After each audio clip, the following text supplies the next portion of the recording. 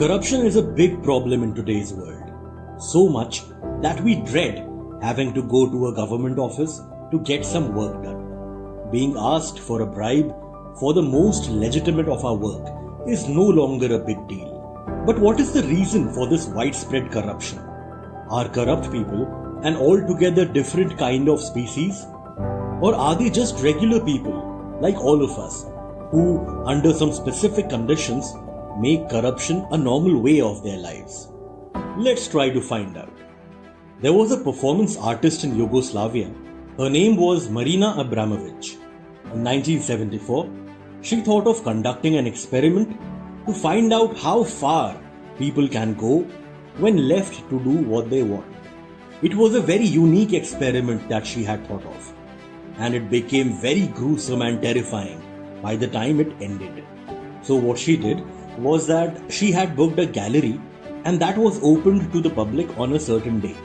So here there was no separate stage as such. The whole gallery, the hall, was the area for her performance. The guests and Abramovich, the artist, both were on the same floor. She, however, was sitting on a chair. In front of her there was a table. On the table some objects were laid out. Some seemed very regular, harmless objects like a rose, a band-aid, olive oil, etc.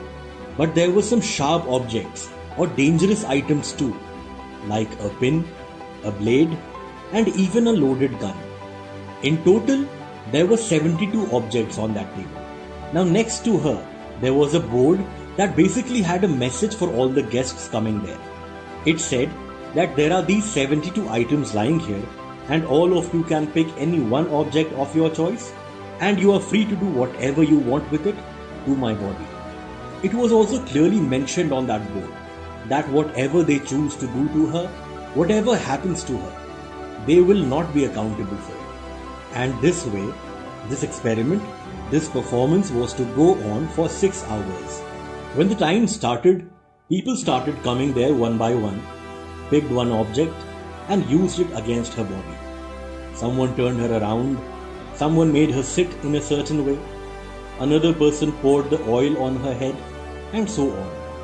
It was all very simple and playful as of now. But as time passed, things began getting more and more serious and scary. She was touched inappropriately by some people. Some picked up a blade and ripped her clothes a little. Eventually, all her clothes were torn apart and were found to be lying on the floor. But the people didn't stop there. Slowly, some of them started using the blade on her body to give small cuts and scratches here and there.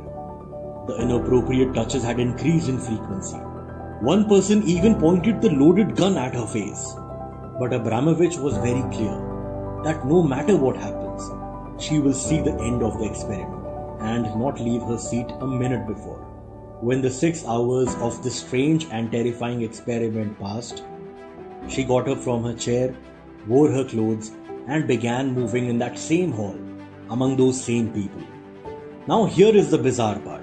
All these people who were doing all sorts of things to her body just a while back were not able to look her in her eyes. They were all feeling very uncomfortable and probably guilty of what they had been doing to an actual person. It didn't take long before all of them hurriedly left the room and the hall became empty again. Now this experiment tells us something very peculiar about human nature.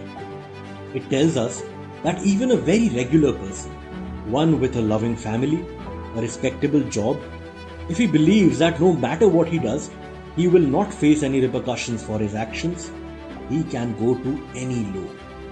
This experiment shows us how it doesn't take much for a civilized person to go barbaric. It sheds light on the innate evil in human nature. But if this is really true, that there is so much evil in us, in our minds, then how are we able to live in society? Why don't people show their evil side more often in their interactions with people every day? The answer is fear. Fear is what stops us from giving a free rein to this innate evil, this barbaric side of ours. But fear of what? Fear of punishment and fear of social condemnation. These two are the greatest of our fears when living in society.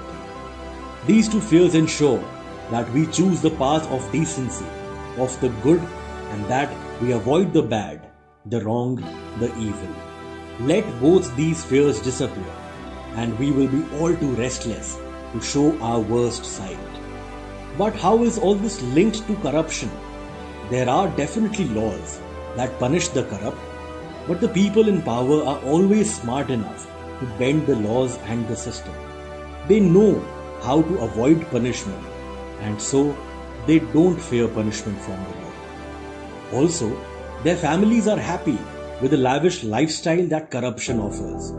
Even society respects people with money and power, not questioning how that money has been acquired or how that power is being used.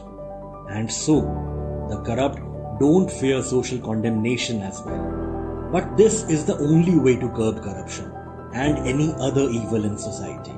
When people will know that they will be punished for their wrongs by both the law and society, they will choose to walk on the path of honesty and virtue.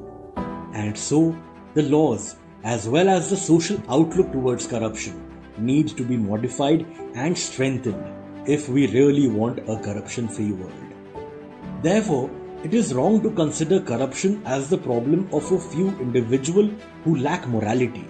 If we want to remove corruption from our society, we must develop a robust system that ensures quick punishment to the corrupt. People can be made honest only by the fear of punishment.